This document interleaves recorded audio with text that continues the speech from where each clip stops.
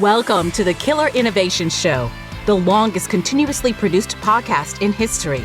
Each week, Phil McKinney brings you the insights and strategies to amplify your creativity and innovation skills. Here's your host, Phil McKinney. Hello and welcome. I'm Phil McKinney. This week, we are reaching deep into the archive and bringing you one of our most downloaded shows. Enjoy.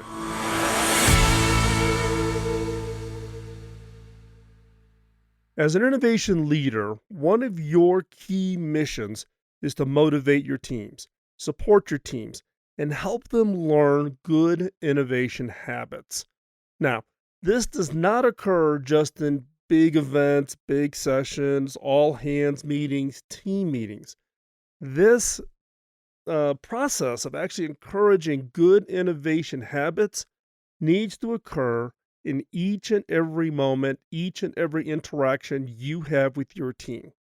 So what I'm going to share with you today are the 6 questions I ask. Now, I don't ask all 6, but I tend to weave these in and out in every one-on-ones that I have with my direct staff and when I do skip levels, meaning I meet one-on-one for the individuals who actually meet with my direct staff. So that way, they're hearing directly from me, and I'm hearing directly from them.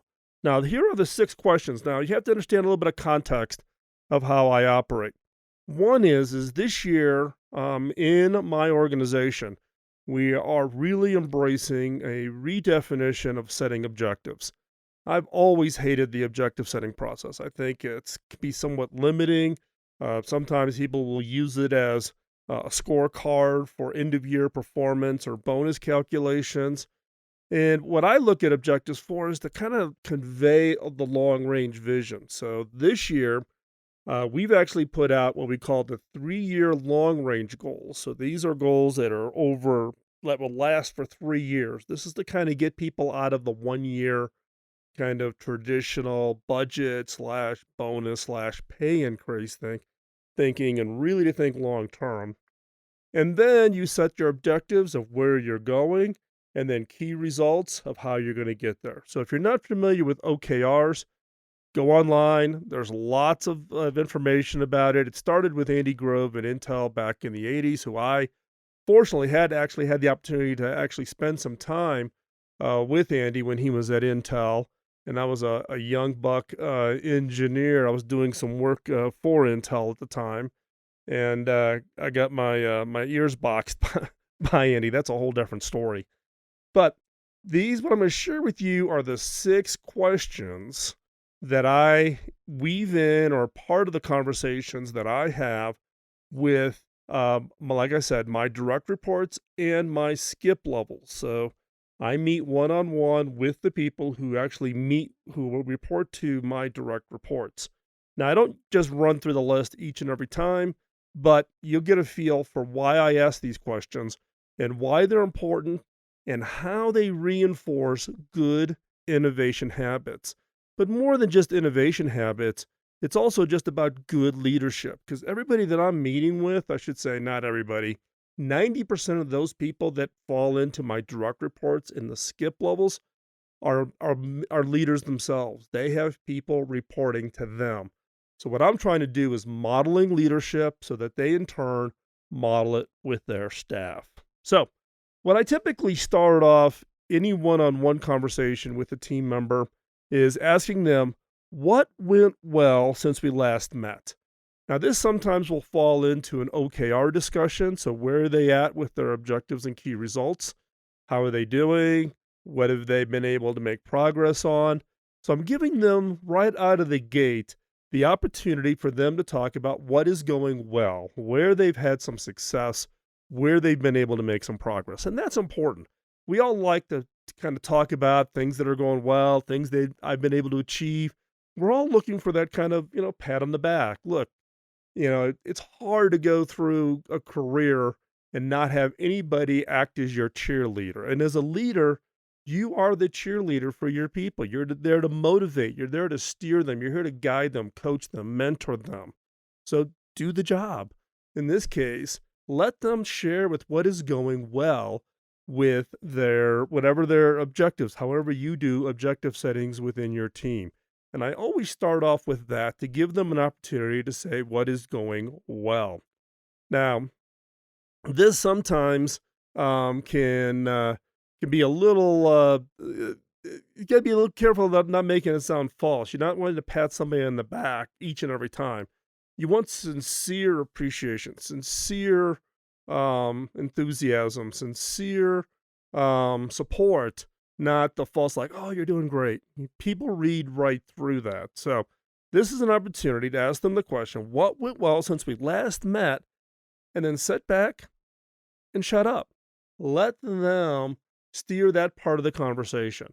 Let them talk through what is it that they've been working on, what have been their priorities, where have they made some good progress. Um, you can ask a follow-up question about, what's next after that, to kind of stay in the loop on where they're going to head and where they're going to steer to. You can give them, some coaching and mentoring on that. Also, you can ask them about, who played a key role in that success, who helped you, who on your team played a key role. Because again, in my case, the people I'm interacting with are also leaders themselves. So wanting to reinforce that innovation is a team sport. So when I ask them about what went well since we last met, you want to make sure that they also get in the habit of sharing credit. Who else was part of that? Who helped you? Who outside your department helped you? Did finance play a key role in getting something done really, really quickly for you so that you can get a piece of equipment or parts or something in on an expedited basis? Did IT play a role? Hey, did even facilities do something to help you be successful? So the first question is what went well since we last met? Now you can imagine what the second question is. The second question is what went wrong and what did you learn from it? Now here's the key point. We will always have things that go wrong. We will make mistakes. There's things that'll go wrong that are outside of our control.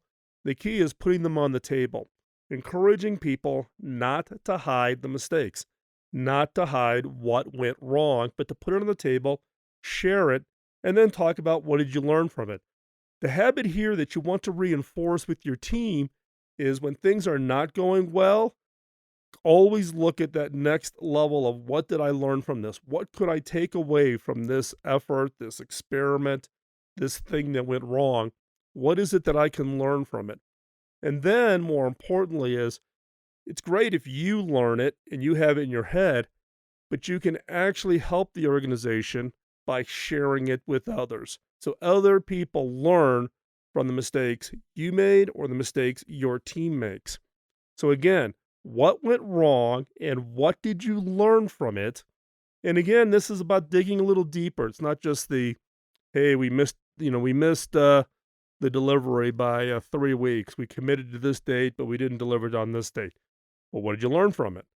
Well, we did we thought we would have this done by this time, or we were dependent on a supplier getting us something and it was late coming in, et cetera, et cetera. What did you learn from it? Well, next time we need to move that up in the process. We need to identify all those key elements and make sure we get that done up front so we're not waiting for it at the very end. Great. That's a great learning.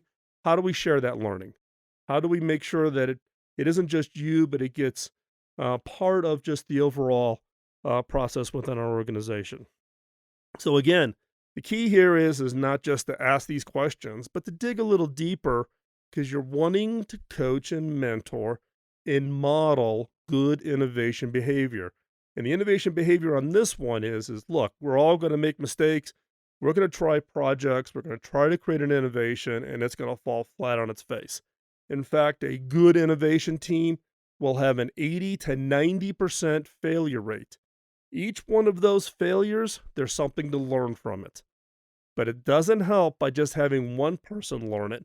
If you've got a learning, find a way to share it across the organization so that others can benefit from that learning.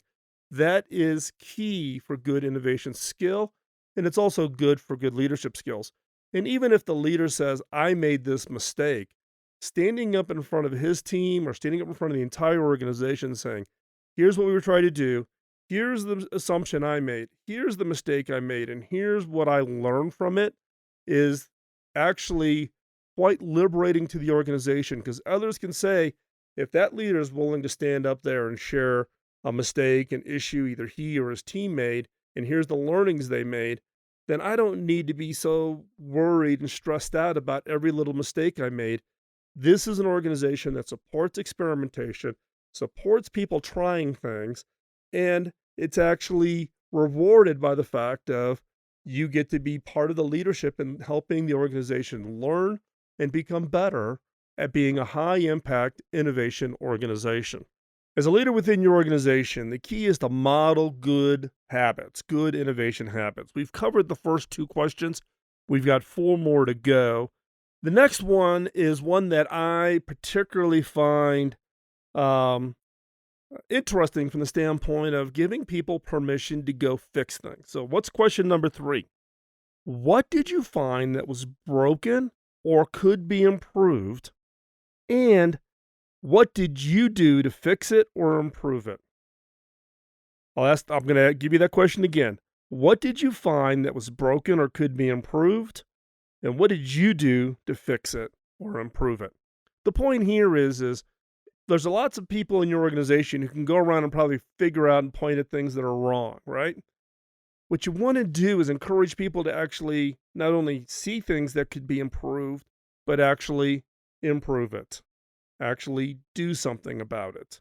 It's not somebody else's job. We're all in this team together. If you see it, fix it. Just don't point it out for other people. If there's something that they can do to fix it, go fix it.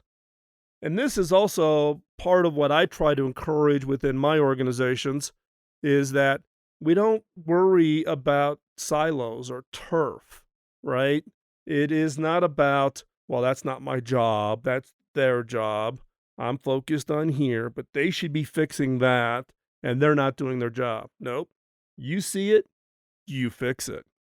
And that includes everything from the innovation processes or some activity around an innovation project. If you see something going wrong and you can help and you can fix it, go fix it. In my organization, we we prepare a big set of demos around what we call our innovation funnel. And I want to give you an example of just a phenomenal amount of teamwork, something that I am incredibly proud of for my organization. There was a team working on an innovation project that was running into some technical challenges. Their demo wasn't coming together. The timeline was coming up due. We had a big event. They were supposed to be showing off this very impressive demo, and they were just running into some issues. I happened just to walk down into their lab to see how it was going, what it was going to do. It's not in my area of expertise, so there wasn't a lot of value that I could add to finding the solution. But when I walked in, there was actually people from all over the organization, all contributing their bits and pieces of expertise to do whatever they could do to help that team achieve that their objective of having their demo ready. People with all kinds of test equipment and software engineers helping looking at code to people who deal in wireless technologies. I was just blown away, and it made me incredibly proud of the teamwork that was exhibited. This is what you need in a high impact innovation organization. So the question again is what did you find that was broken or could be improved? And what did you do to fix it or improve it? You want to encourage your individual contributors and your leaders to not just sit back and say, "Oh, they've got a problem over there. See, they've got a problem." If you can help, you can fix it, you can improve it. It's in everybody's job function to go help and go improve. And it breaks down the silos within organizations. And for me, silos are the number one angst for me and for preventing innovation success. And then this also kind of feeds into the next question. Question number 4, what did you do to help create a motivating environment? And then that's our kind of a follow-on question to that is, who did you catch doing something right? So, what did you do to help create a motivating environment? And who did you catch doing something right? So the motivating environment is encouragement, um, you know, pats on the back, recognition. Um, we in my organization we do cards and gift cards, right? So if somebody from a completely different part of the organization helped your team out and do something, you could submit them for recognition, and they get a gift. They get a American Express, Visa, Mastercard gift card that they can go take their family out to dinner as a kind of a recognition. How do you create a motivating environment? If someone stops you in the hall and pitching you an innovation idea, how are you reacting? What's your facial expression? Do you have your arms folded across your chest, or do you lean in to give them a feeling that you're really engaged, you're listening? Do you smile? Do you give them a sense of encouragement, or do you walk away saying, "Ah, we've already tried that," right? How do you create a motivating environment? And then as a leader, who who did you catch doing something right? Right? So they exhibited a good habit. Somebody on a team actually crossed over into the silos and helped someone with their innovation project, with their demo, and that made that demo a success. You caught somebody doing the right thing. What did you do? Did you go up and thank them? Did you go up and recognize it? Did you go up um, and encourage them? What did you do? So, who or what did you do to help create a motivating environment? And who do you catch doing something right? And the best way to motivate is when you find someone doing something right, reinforce it. Make a public recognition so everybody sees that what they did is the actions that you're looking for within your team and within your organization. So, part of creating that motivating environment is to find people doing the right thing and make a public recognition to say, hey, Joe, you did the right thing. I really appreciate that. That's a great example of teamwork. And that project became even more successful because of your contribution. Thank you. And by doing that in a public forum, people go, ah, that's what I need to do to get good recognition and get good reward for doing the right thing. It helps point out to others the habits and activities, good innovation habits that you want your entire organization to do. Now, some of this may sound pretty logical. If you've been a leader for a long time, you might say, "Oh, I know this," right? Trust me. I've been a leader for a long time. I've been a senior executive of a public company since 1996. Um, but you tend to forget, right?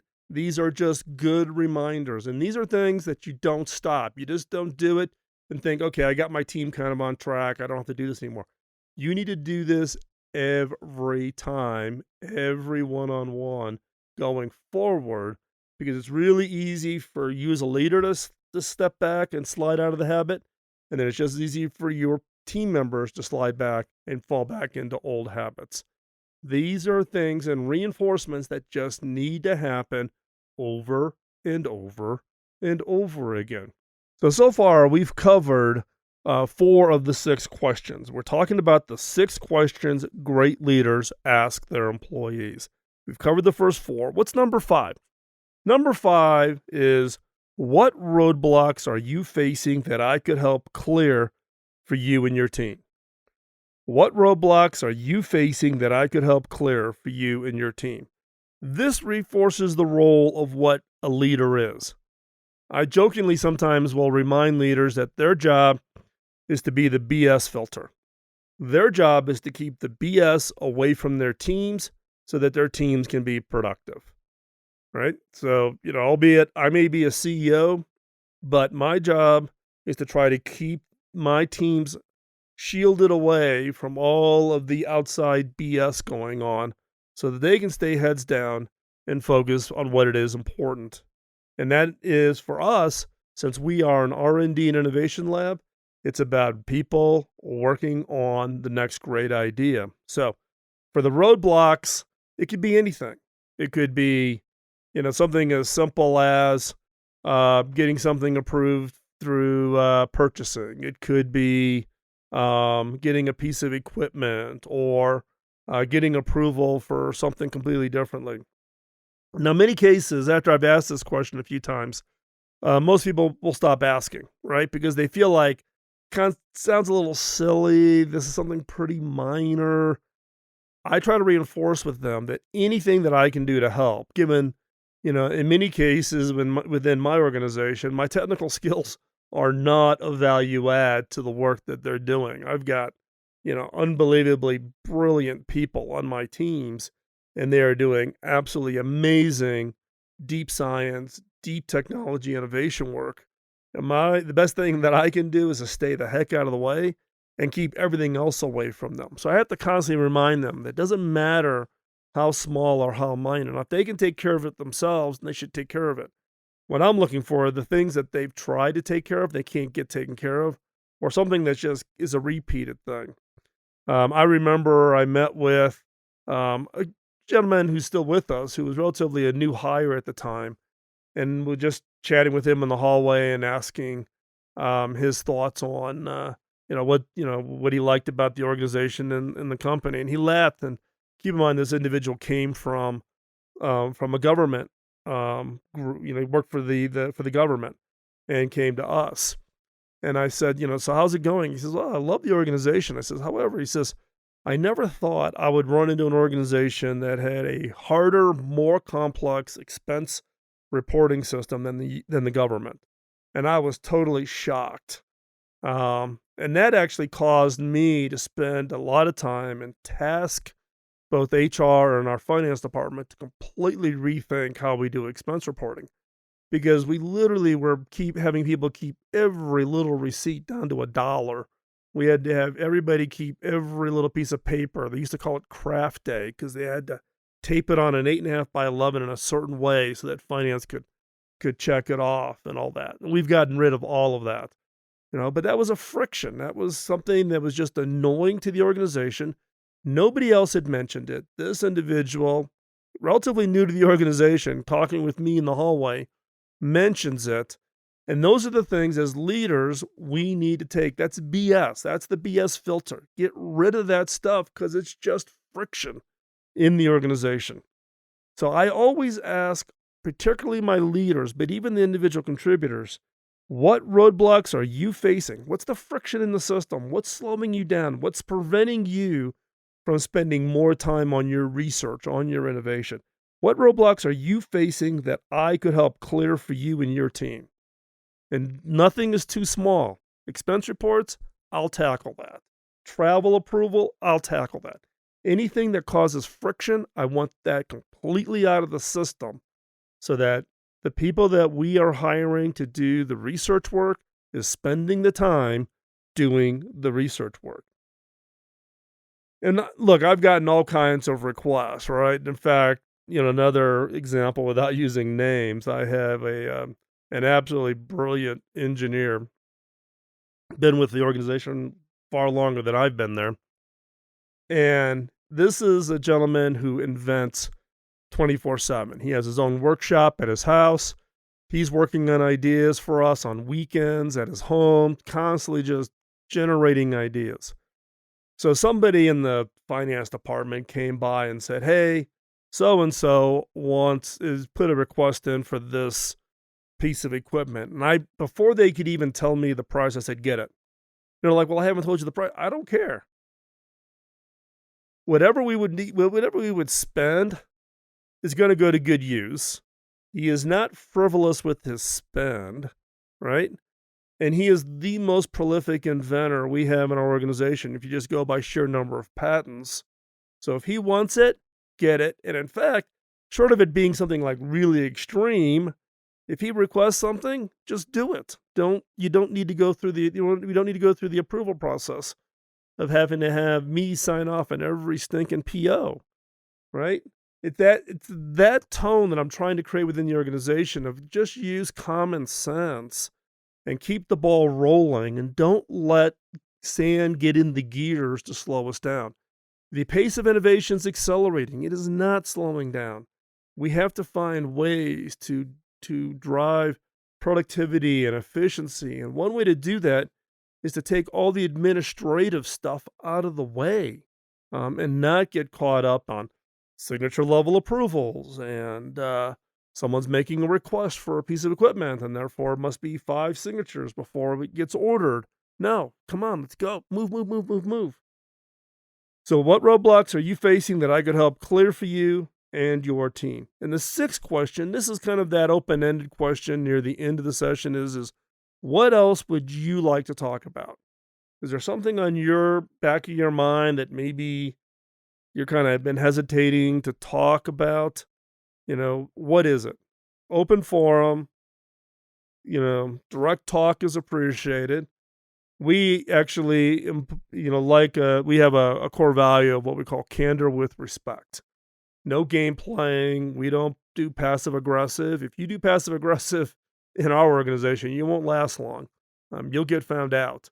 It's candor with respect. You talk with people, not about people. And so this is an opportunity for them to be open and honest and transparent. What else is it they want to talk about? Career plans. I've had people come talk to me about family situations. We had one employee who had a particularly challenging family situation, and then come to find out our health benefits didn't cover this one situation. And we went and we actually just approved it over and above and top the medical plan, right? Because it was a big distraction for this employee, and it was personally critically important.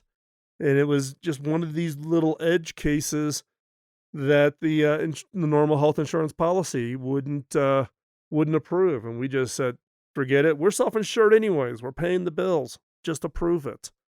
And in fact, we actually changed insurance carriers the next year because of that.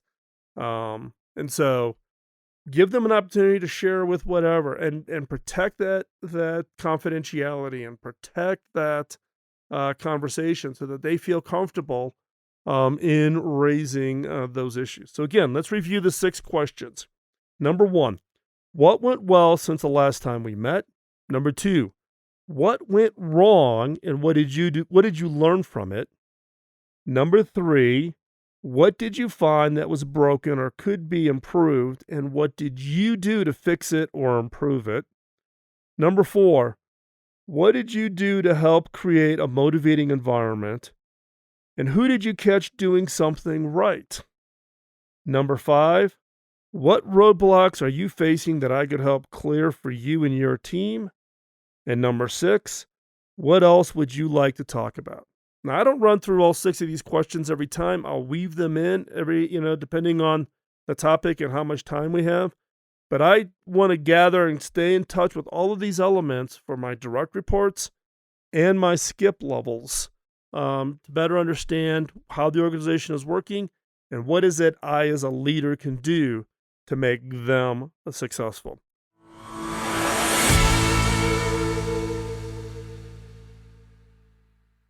Thanks for the time out of your busy schedule today to join us here on the show. Hope you found today's episode helpful. You can post it in the comments wherever you get your podcast. Or if you want, you can hop on over to the Innovators community. That is theinnovators.community. You can hop on over there and post it over there. We have shows. Each show we also post over there. The community, it's free of charge. No charge to become a member of it. And that's where innovators hang out. That's where innovators hang out and talk about their ideas, their stories, get feedback, ask for help, help others. So go over, check that out. Also, I would ask a favor. The role or the purpose for doing the show, we started the show back in 2005. Yes, we started podcasting before iTunes was around to even support podcasting. So the reason we started this was to pay it forward, and I need your help to pay it forward. And what I need is for you to tell others, for you to pay it forward, the benefit, the information, hopefully the encouragement in your own areas of innovation from the show. for you to share that, pay it forward by sharing information about the show, encouraging others to listen to the show. That is how you help me pay it forward. So please tell others. Also, we're looking for topics for upcoming shows. We're always looking for topics, interesting guests, etc. You can drop me an email over at phil@killerinnovations.com. And I get that email, comes directly to me, bypasses anybody in the middle, filtering it all out. So you can just drop me an email if there's a topic, a question, or a guest who you think you would like to have on the show. And so with that, hopefully, again, you found today's shows helpful. We've got a number of great shows coming up, so subscribe, like, and follow. Follow over also on social media if you want to keep up with where we are traveling. We are on the bus with the mobile studio, so we are out visiting, traveling, meeting up with other innovators. So love to meet up with you if you happen to be, if you see us on the road. But if you want to follow where we're at, where we're heading, you want to hop on over to Instagram. For that, you can actually see pictures of the bus and therefore be able to recognize if you happen to see us on the road. But also, if you know people, we're in the Southeast right now. So if you know of innovators, people that have got interesting stories, would love to hear about that. So follow us on social media. Again, LinkedIn, Instagram, and the innovators community being the three that I am most active on. So with that, thanks for listening. We'll be back next week with another episode, and we'll talk to you then. Bye-bye. Podcasting nonstop since 2005, this has been the Killer Innovation Show on the Innovators Network.